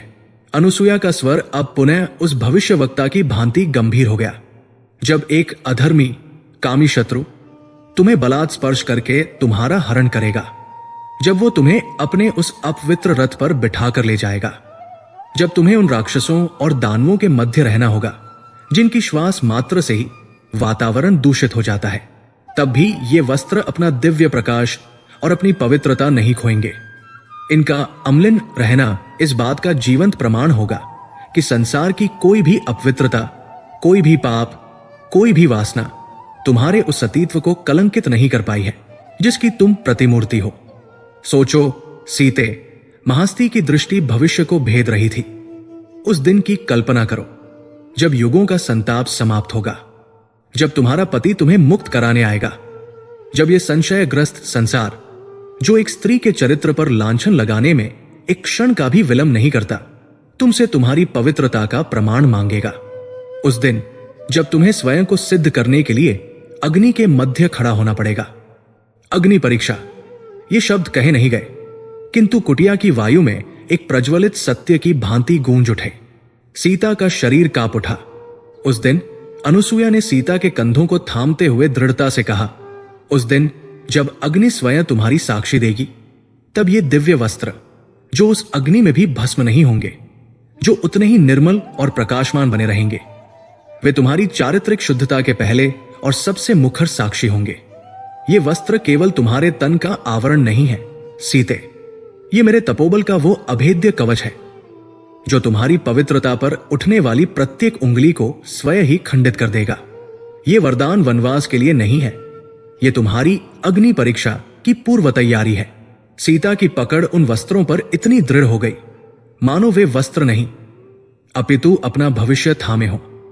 अंत में देवी अनुसूया ने उस मंजूषा से दिव्य आभूषणों का एक संग्रह निकाला। वे आभूषण किसी धातु के नहीं अपितु स्वयं तेज और प्रकाश के बने प्रतीत होते थे। उनका प्रकाश सूर्य के समान चकाचौंध करने वाला नहीं अपितु नक्षत्रों के समान स्थिर और स्निग्ध था। ये दिव्य आभूषण है, उन्होंने कहा, ये कभी धूमिल नहीं पड़ेंगे, इनका तेज कभी मंद नहीं होगा। ये वरदान सबसे रहस्यपूर्ण था। एक तपस्विनी के जीवन में जो स्वेच्छा से राजसी वैभव का त्याग कर चुकी हो, इन आभूषणों की क्या आवश्यकता? सीता ने प्रश्नभरी दृष्टि से महास्ती की ओर देखा। अनुसूया मुस्कुराई। ये एक गुरु की मुस्कान थी जो शिष्य के अंतिम संशय का निवारण करने जा रही हो। पुत्री, तुमने आभूषणों का त्याग किया है, अपने सौभाग्य का नहीं। ये आभूषण तुम्हारे श्रृंगार के लिए नहीं है, ये तुम्हारे अखंड सौभाग्य के प्रतीक है। जब तुम अपने पति से बिछड़ जाओगी, जब महीनों शायद वर्षों तक तुम्हें उनके कुशलक्षेम का कोई समाचार प्राप्त नहीं होगा, जब शत्रु तुम्हें यह विश्वास दिलाने का प्रयास करेगा कि तुम्हारा पति मारा गया है और तुम्हारा सौभाग्य लुट चुका है, जब तुम्हारा अपना मन भी निराशा के अंधकार में डूबने लगेगा, तब तुम इन आभूषणों को देखना, इनका धूमिल न पड़ना। उन्होंने बल देकर कहा, तुम्हें यह स्मरण कराएगा कि तुम्हारे पति जीवित है। इनका तेजस्वी बने रहना तुम्हें यह विश्वास दिलाएगा कि वे अपने धर्म पथ पर अडिग हैं और तुम्हारी ओर बढ़ रहे हैं। ये आभूषण तुम्हारा दर्पण होंगे सीते। जब संपूर्ण संसार तुम्हें विधवा सिद्ध करने का प्रयास करेगा, तब ये आभूषण तुम्हारे सुहाग की घोषणा करते रहेंगे। ये तुम्हारी आशा को टूटने नहीं देंगे, ये तुम्हारी आंतरिक शक्ति को धूमिल नहीं पड़ने देंगे। और इस प्रकार उपदेश की समाप्ति पर महास्ती अनुसूया ने सीता को केवल 3 वस्तुएं प्रदान नहीं की थी, उन्होंने सीता को भविष्य के उस अज्ञातवास के लिए 3 अमोघ शस्त्र दिए थे। अंगराग, उनके शरीर को यंत्रणा से बचाने के लिए, दिव्य वस्त्र, उनके चरित्र को लांछन से बचाने के लिए, दिव्य आभूषण, उनकी आशा और उनके विश्वास को टूटने से बचाने के लिए। यह भेंट आकस्मिक नहीं थी, यह नियति का वह सुनिश्चित विधान था जिसने दंडकारण्य के उस शांत आश्रम को भविष्य की उस महात्रासदी की तैयारी का साक्षी बना दिया था। सीता जब उन वरदानों को लेकर उस कुटिया से बाहर निकली, तब वे केवल एक वनवासिनी राजकुमारी नहीं थी, वे एक ऐसी महाशक्ति थी जो अपने सतीत्व के बल पर उस रावण के विनाश की भूमिका और उस अग्नि परीक्षा में अपनी विजय की गाथा लिखने के लिए सज्ज हो चुकी थी, जिसकी रचना अभी होनी शेष थी। वो क्षण आ गया था जिसके लिए कोई भी हृदय कभी प्रस्तुत नहीं होता, विदा का क्षण। महर्षि अत्रि और महास्ती अनुसूया के आश्रम का वो तपोबल चक्र, जो केवल एक भौतिक सीमा नहीं अपितु शांति और संरक्षण का एक आध्यात्मिक गर्भगृह बन गया था, अब त्यागने का समय था। राम, लक्ष्मण और सीता ने उन 2 तपोमूर्तियों के समक्ष अपने शीश झुकाए। यह केवल एक औपचारिक प्रणाम नहीं था, यह उस शरण, उस ज्ञान और उस दिव्य संबल के प्रति एक मौन किंतु गहन कृतज्ञता की अभिव्यक्ति थी, जिसने उनके वनवासी जीवन की संपूर्ण दिशा को ही परिवर्तित कर दिया था। महर्षि अत्रि के नेत्रों में एक पिता की स्थिरता और एक गुरु का संतोष था। उन्होंने राम के मस्तक पर हाथ रखकर कहा, पुत्र, तुम्हारा पथ कंटकमय है, किंतु तुम्हारा संकल्प उससे भी अधिक दृढ़ है। यह दंडकारण्य केवल असुरों का निवास नहीं है, यह उन सहस्रों ऋषियों की तपोभूमि भी है जो तुम्हारी प्रतीक्षा कर रहे हैं। वे तुम्हें पहचान लेंगे। जाओ, अपने धर्म का निर्वाह करो, तुम्हारा तेज ही इस अंधकार को भेदने के लिए नियत है। लक्ष्मण को उन्होंने एक तीक्ष्ण किंतु स्नेहपूर्ण दृष्टि से देखा। सौमित्र, उन्होंने कहा, तुम्हारी सेवा और तुम्हारी सजगता अद्वितीय है, किंतु स्मरण रखना, सबसे बड़ा शत्रु बाहर नहीं भीतर होता है। अपने क्रोध को अपनी शक्ति बनाना, अपनी दुर्बलता नहीं। तुम राम की केवल देह के रक्षक नहीं, उनके संकल्प के भी रक्षक हो। अंत में दोनों की दृष्टि सीता पर पड़ी, किंतु इस बार सीता को देखने वाली केवल महर्षि अत्रि की आंखें नहीं थी। उनके पार्श्व में महास्ती अनुसुईया भी खड़ी थी, और उन दोनों की संयुक्त दृष्टि में एक ऐसा गहन अव्यक्त भाव था जिसे पढ़ना सीता के अतिरिक्त और किसी के लिए भी संभव नहीं था। अनुसुईया ने कुछ कहा नहीं। उनके शब्द, जो किसी भी उपदेश से अधिक वजनी थे, वे पहले ही सीता के अंतःकरण में स्थापित हो चुके थे। अब उनकी दृष्टि केवल एक अंतिम आशीर्वाद दे रही थी, एक गुरु का अपनी शिष्या पर अंतिम दृढ़ विश्वास का अनुमोदन, तुम सज्ज हो। और सीता वास्तव में सज्ज थी। वे अब केवल वलकलधारी राजकुमारी नहीं थी। महास अनुसुईया के दिए हुए उन दिव्य उपहारों ने उनके स्वरूप को एक अलौकिक गरिमा प्रदान कर दी थी। वे दिव्य वस्त्र, जो चंद्रमा की किरणों और पिघले स्वर्ण के तंतुओं से बुने प्रतीत होते थे, उनके शरीर पर किसी कवच की भांति सज्जित थे। वे न तो वन के खुरदुरेपन से घिसते, न ही उन पर धूल की एक भी परत जमती। वे उनकी बाह्य देह पर उनकी आंतरिक पवित्रता के अम्लिन होने की जीवंत घोषणा थे। उनके अंगों पर वे आभूषण, जो धूमिल नहीं पड़ते थे, किसी वैभव के प्रदर्शन के लिए नहीं, अपितु उनके अखंड सौभाग्य के नक्षत्रों की भांति चमक रहे थे। और उनका संपूर्ण तन उस दिव्य अंगराग से आवृत था, जिसकी पवित्र सुगंध दंडकारण्य की सड़ांध भरी वायु को भी अपने निकट आने से रोक रही थी। वे केवल सुसज्जित नहीं थी, वे कवचयुक्त थी। तीनों ने अंतिम बार उन पवित्र चरणों को स्पर्श किया और पीछे मुड़े। उन्होंने आश्रम की उस अदृश्य देहरी की ओर पग बढ़ाए, जिसके एक ओर शांति का साम्राज्य था और दूसरी ओर मृत्यु का कोलाहल। लक्ष्मण ने अपना धनुष बाण संभाला और वे सबसे पहले उस तपोबल के घेरे से बाहर निकले। यह परिवर्तन वैसा ही आकस्मिक और भयावह था जैसा उनके प्रवेश के समय हुआ था। एक क्षण पूर्व उनके फेफड़ों में यज्ञ के धूम्र और पवित्र पुष्पों की सुगंध थी। अगले ही क्षण उनके नथुनों से रक्त, सड़न और अज्ञात भय की वो भारी आर्द्र गंध टकराई, जो दंडकारण्य की पहचान थी। एक क्षण पूर्व उनके कानों में मंत्रोच्चार की शांत ध्वनि थी। अगले ही क्षण दूर कहीं किसी अज्ञात जीव की मर्मभेदी चीत्कार, पत्तों की रहस्यमयी सरसराहट और उन अदृश्य पिशाचों की फुसफुसाहट ने उन पर आक्रमण कर दिया, जो केवल उस तपोभूमि की सीमा के बाहर उनकी प्रतीक्षा कर रहे थे। लक्ष्मण की भुजाओं की मांसपेशियां तन गई। उनकी दृष्टि एक बाज की भांति चारों ओर के घने अंधकार को भेदने का प्रयास करने लगी। वे पुनः एक योद्धा बन गए थे। उनके पीछे राम ने पग रखा। उनका मुखमंडल शांत रहा, किंतु उनके नेत्रों की गंभीरता ये बता रही थी कि वे शांति के द्वीप को छोड़कर पुनः संघर्ष के महासागर में उतर चुके हैं। उन्होंने एक गहरी श्वास ली, मानो वे वन की उस आसुरी चुनौती को स्वीकार कर रहे हों। और अंत में सीता ने उस देहरी को पार किया। जैसे ही उनके चरण ने आश्रम की सीमा से बाहर की भूमि को स्पर्श किया, संपूर्ण वन एक क्षण के लिए स्तब्ध हो गया। ऐसा प्रतीत हुआ मानो उस सघन अंधकार ने अपने भीतर एक दिव्य प्रकाश के स्रोत को प्रवेश करते हुए देख लिया हो। वो अंधकार जो अब तक केवल राम के पौरुष और लक्ष्मण के क्रोध से ही डरता था, आज सीता के सतीत्व के उस प्रज्वलित तेज से भी सहम गया, जो उनके दिव्य वस्त्रों से छन छन कर बाहर आ रहा था। हिंसक पशुओं की गर्जना एक क्षण के लिए एक भयभीत गुर्राहट में बदल गई। वृक्षों के पीछे छिपी वे अदृश्य दुष्ट आत्माएं मानो पीड़ा से चीत्कार कर उठीं। सीता, जो अब तक केवल संरक्षित थी, अब स्वयं एक संरक्षिका शक्ति का पुंज बन चुकी थी। उनका अंगराग उन्हें कांटों से नहीं, अपितु उस वन की अपवित्रता से बचा रहा था। यात्रा पुनः आरंभ हुई। वही सघन सूर्यरहित वन, वही दिशाहीन कंटीले मार्ग। लक्ष्मण पहले की ही भांति आगे आगे पथ का निर्माण कर रहे थे, अपनी तीक्ष्ण दृष्टि से प्रत्येक छाया को परखते हुए। राम उनके पीछे चल रहे थे। उनकी गति में एक दृढ़ निश्चय था, एक अपरिहार्य नियति की ओर बढ़ते हुए पथिक का निश्चय। और उन दोनों के मध्य में सीता चल रही थी। भौतिक रूप से उस संसार के सबसे सुरक्षित स्थान पर वे अपने पति, अपने रक्षक, अपने राम की चौड़ी पीठ को देख रही थी। वही पीठ जिसने उन्हें मिथिला में देखते ही एक विश्वास का संबल दिया था। वही पीठ जो अयोध्या के सिंहासन का भावी आधार थी।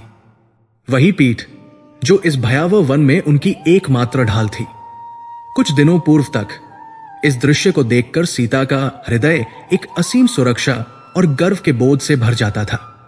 उन्हें ज्ञात था कि जब तक ये पीठ उनकी दृष्टि के सम्मुख है, जब तक राम का धनुष उनके साथ है, तब तक त्रिलोक की कोई भी शक्ति उनका अनिष्ट नहीं कर सकती।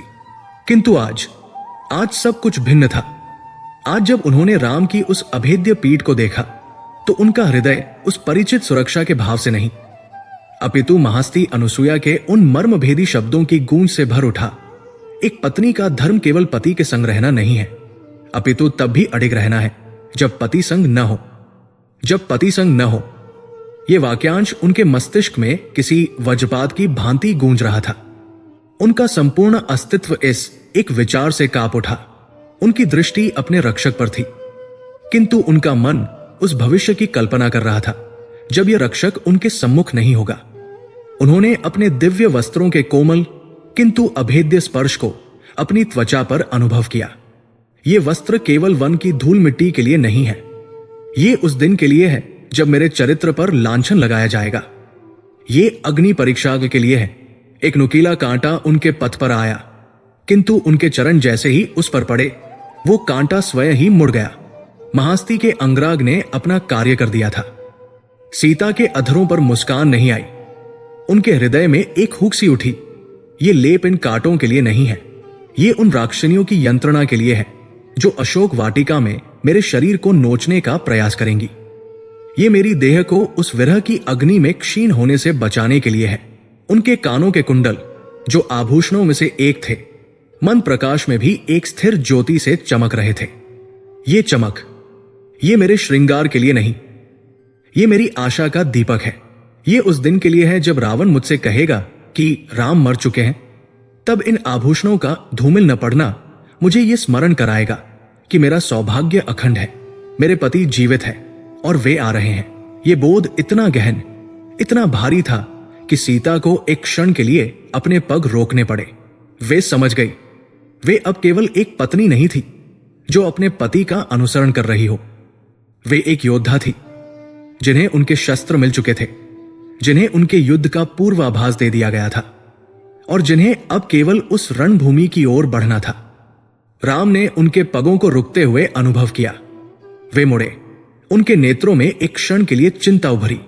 सीते, क्या हुआ? क्या तुम थक गई हो? क्या कोई कांटा चुभा? उन्होंने कोमलता से पूछा। सीता ने अपने पति के उस मुखमंडल को देखा जिसमें उनके लिए अपार प्रेम और चिंता थी। वे कैसे कहती कि वे थक नहीं गई है, अपितु उस ज्ञान के भार से दब गई है जो उन्हें एकांत में मिला है। वे कैसे कहती कि कांटा नहीं चुभा है, अपितु भविष्य की एक संपूर्ण फांस उनके हृदय में उतर गई है। वे कैसे कहती कि वे उस क्षण की कल्पना कर रही है जब यही चिंतामग्न मुख, यही प्रेमपूर्ण नेत्र उनकी दृष्टि से ओझल हो जाएंगे। उन्होंने स्वयं को संयत किया, अधरों पर एक शांत मुस्कान लाने का प्रयास किया और अपना शीश ना में हिलाया।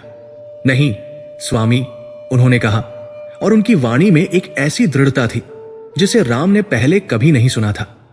मैं थकी नहीं हूं, मैं केवल यह सोच रही थी कि महास्ती का आशीर्वाद पाकर मैं अब इस वन से भयभीत नहीं हूं।